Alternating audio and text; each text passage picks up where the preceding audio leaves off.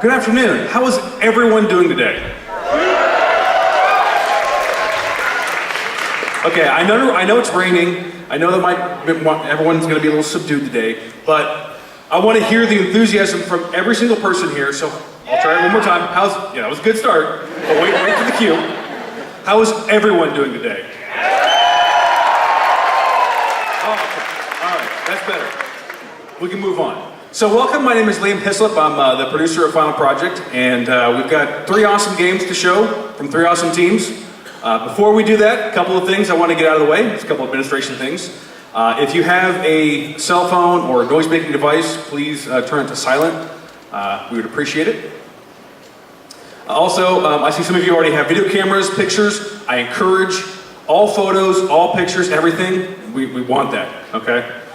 Flashes are better. We love flashes, okay? Blind everyone up here. Yeah, no problem. I didn't mention that earlier, but there you go. Also, I'm going to be introducing the external producer, art director in a minute. That is, the external producer and art director are the people that are with the team from start to finish. So we had a little bit of a unique situation this month, and I'm sure that my colleague will go into that a little bit, but I want you to get ready for the awesomeness that you're going to see today. Okay, I've seen all 3 games, and I can tell you right now, they're fantastic. They've done a really good job. I'm super impressed, and I know you will be too. So I could go on more and more, but I'm going to let them talk about it. So I'm going to introduce the external producer art director for the studio. Here is Chops Washington.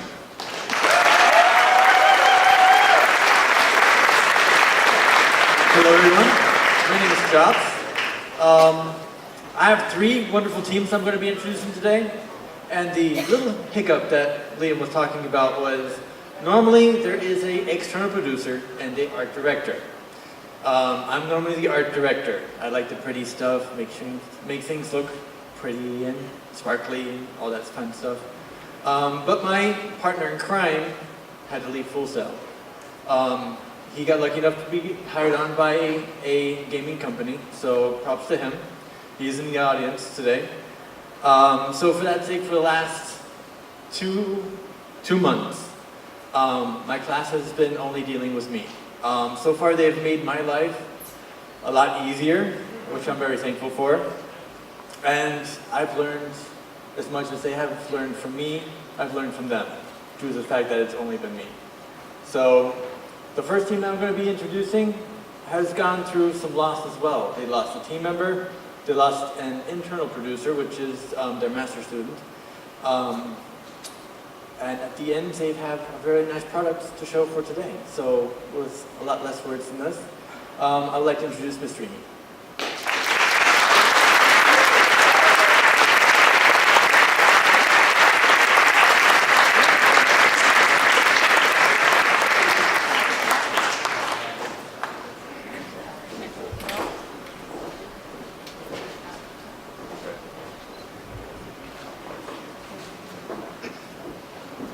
All right, good afternoon, everybody.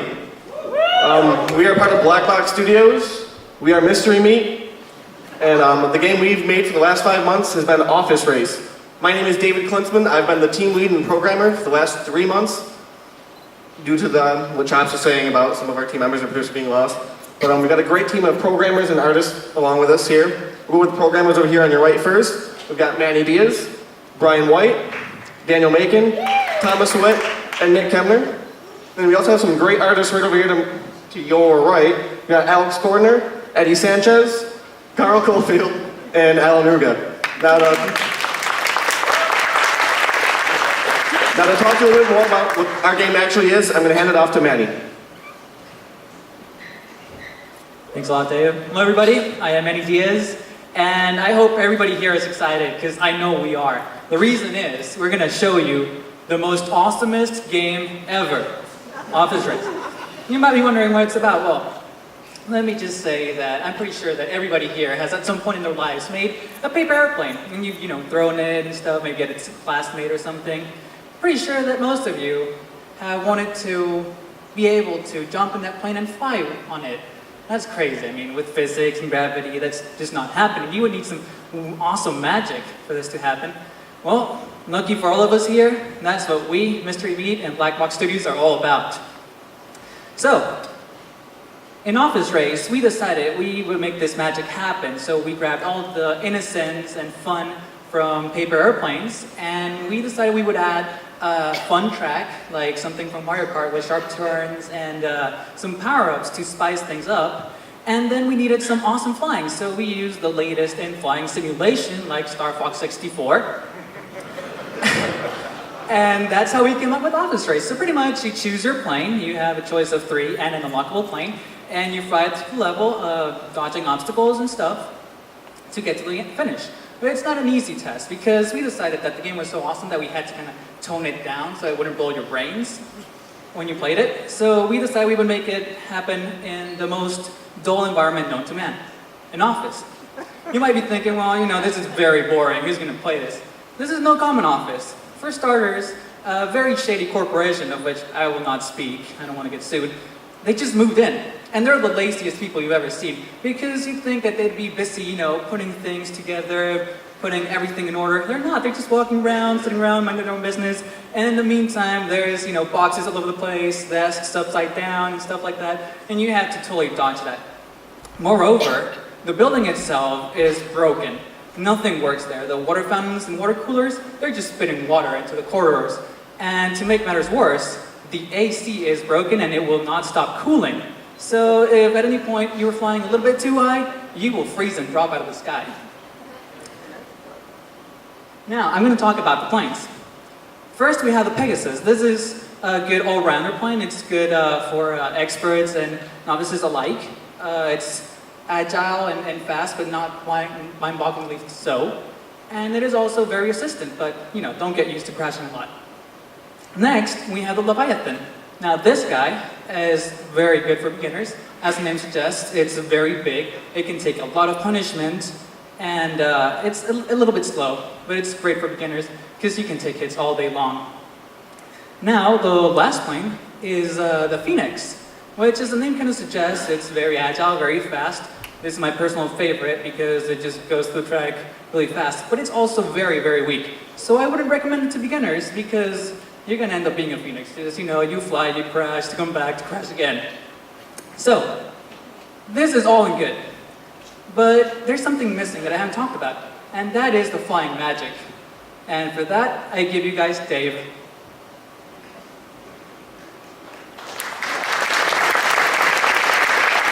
Thank you, Manny.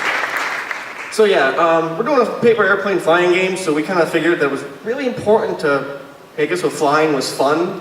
It's a crazy idea, we know, but that's how it works. And at first, we started off with just basic, you're flying forward with your plane, if you hit the, you know, whatever turns left, you roll and turn the left. We thought it was okay for a while, but then it just got to the point where people were just like, no, you gotta fix this, you gotta make this better, you gotta make this more fun. And in order to do this, we had to do a really complex system for the most part, where we just took a point, an invisible object in front of our plane, which we wound up actually controlling.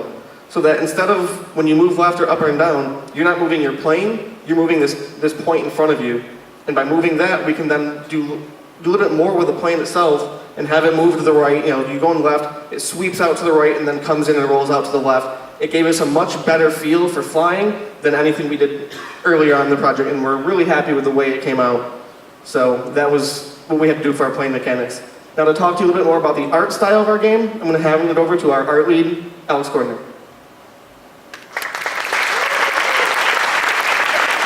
Thank you, David. All right, for our art style, since we're doing this kind of, cartoony game, we decided we'd follow it with the cartoony art style itself, which would give us some of these non-realistic kind of plane mechanics and just an overall feel of the level. Because when we're flying through the level, as you've seen already, and you will see later on in our game, we basically have these copiers that are trying to kill you throughout the whole level. And we're like, well, that's not really going to work too well if we're, doing a realistic game. So that's why I went with the cartoony feel. Which all of our artists, which all three of them and myself, all went through and did hand-painted textures, and we just baked in the shadows and the light information into our textures by just painting it in there, which gave it a really nice feel in the end. And we used the bright colors to really just bring the players into the game itself. And by doing that, you know, everyone loved playing our game so far. So to talk more about what went right and what went wrong, here's David Klinsman.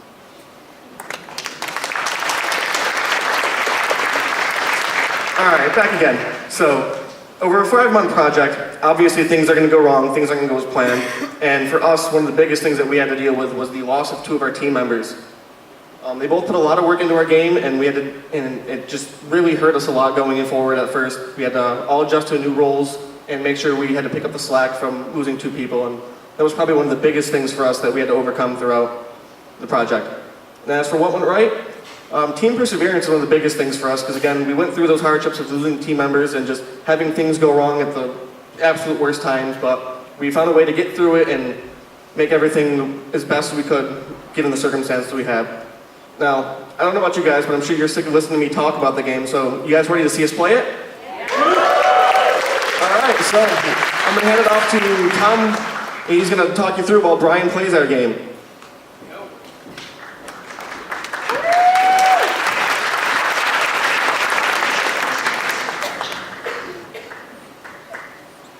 Glad to be here.